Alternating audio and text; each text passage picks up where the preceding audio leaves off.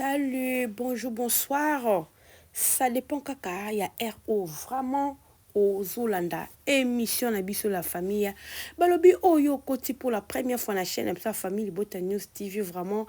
En tout cas, kobo sanate ko s'abonner à un temps au koti vraiment au s'abonner directement et puis au cliquer la cloche à notification pour que au raté et le côté ceux qui te côté ces vidéos na biso bandikolanga vraiment osa en la bienvenue na kati ya chaîne na biso kaka ndeto lobaka biso na chaîne ya soto finga te meteo aka kosala ba analyse na likamo to moni en tout cas esengi biso te ya kosala analyse bandeko na nga tozalaka na mpona koya kosala analyse botenir biso regard te balobi tozalaka bien mpona bacommentaire na bino to recevoir bacommentaire na bino soki otie commentaire na yo vraiment ekozala la bienvenue tokoyamba ngo na esengo ezala ya malamu ezala mabe tokoyamba ngo parce que tozalaka na posa ya bacommentaire tozalaka na posa ya bacritique parce que esalaka biso bien yango esalaka ke motu amata esalaka ke to améliorer mosala bisika mabe ezali tomeka kobongisa.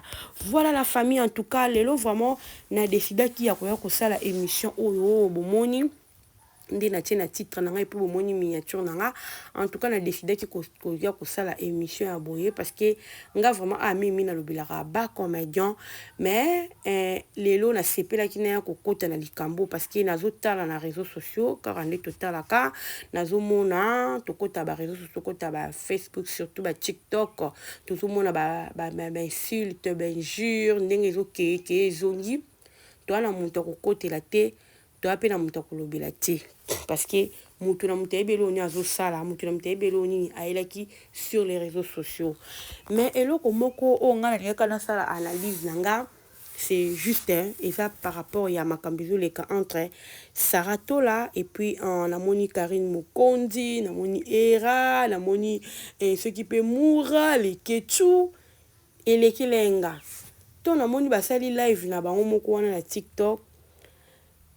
De un d'abord tu as dit que Karine abandé ko solate na moura ande ko solate na Era barando bazaki nango mais pour na Saratola pour na ka Saratola et sali que lelo Karine a se réconcilier na moura a se réconcilier na nini na Era na batu mususu pour na kaka ba combattre Saratola bandeko oyebito na taki live wana na seki pena na bi wow en tout cas biso ba congolais toza champion to matata to apena matata mais sikoyo côté Saratola elo nini o e kamusinga natali kuna na moni Saratola aza lokwaleti aza ye moko o babaka un contre tous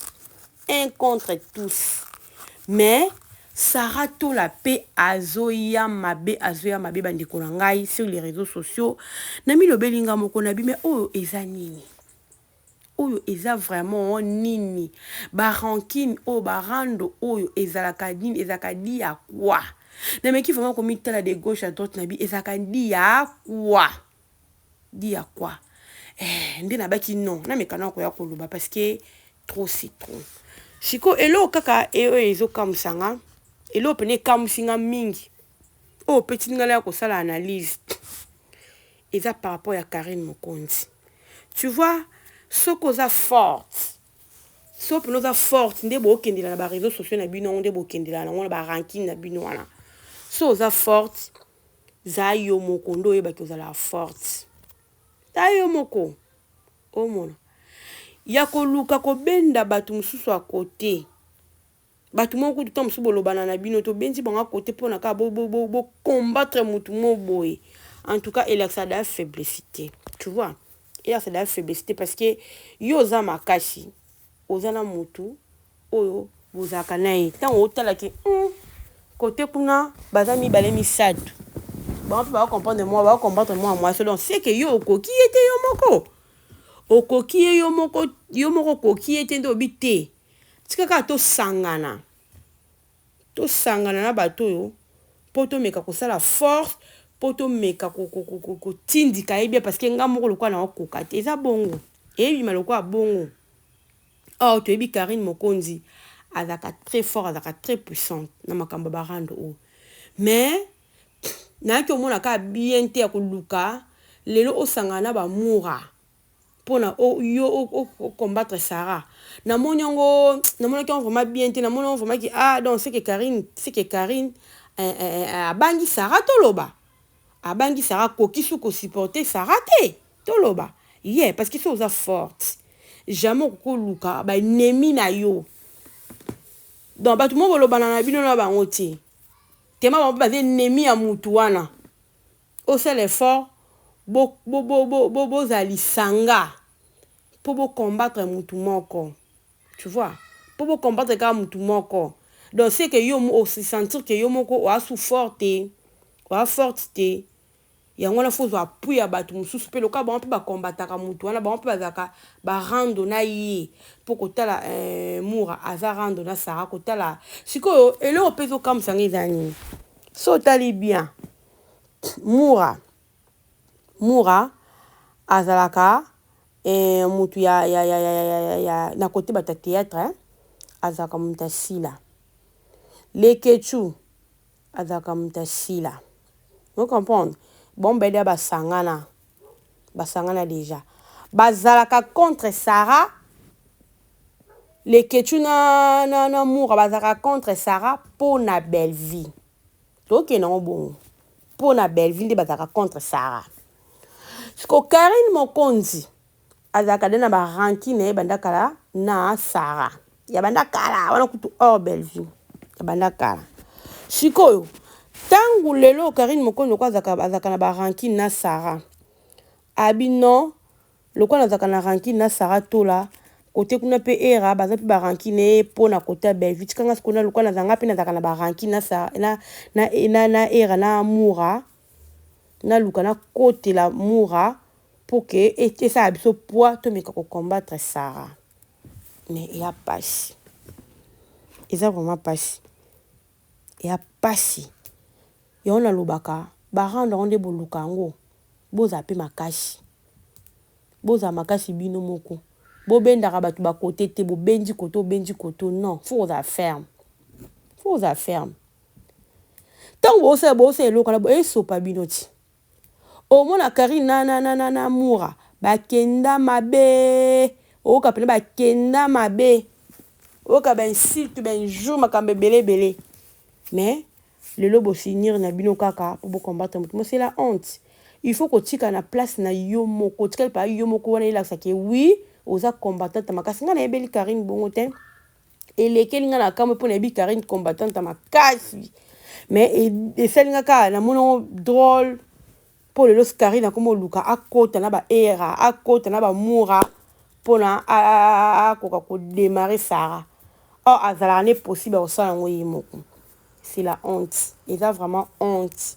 Et puis les collègues a biso boko se désabonner na mbo se désabonner na bino pour ani ponga na solo na Mura. Ya bokenda na makambo ngo bien na réseaux sociaux bo pe sa honte ya bino moko. Na makambo salaka bo miye batelo ni bo salaka. Mais côté Sarah, au moins on appelle Sarah Zanabino parce qu'il y a des moko. Mais à se défendre, à y la bino de beaucoup kate. Beaucoup kate. Alors, si au moins il bat beaucoup mis à 5 contre mutu moko mais mutu na zoya pe ayo kolobana bino et soit bino. C'est que beaucoup kate, c'est que bino de boza faible.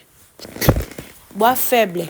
Donc 5 si pena mimi ya batu 5. Contre mutu moko mais beaucoup qui ko surmonter en oti beaucoup kaka Sarah te donc ingolo ba ki Sarah za forte ingo ba Sarah za forte malgré bo bimisa nyonso ya Sarah mais azana bino kaka bon moi te ki Sarah za forte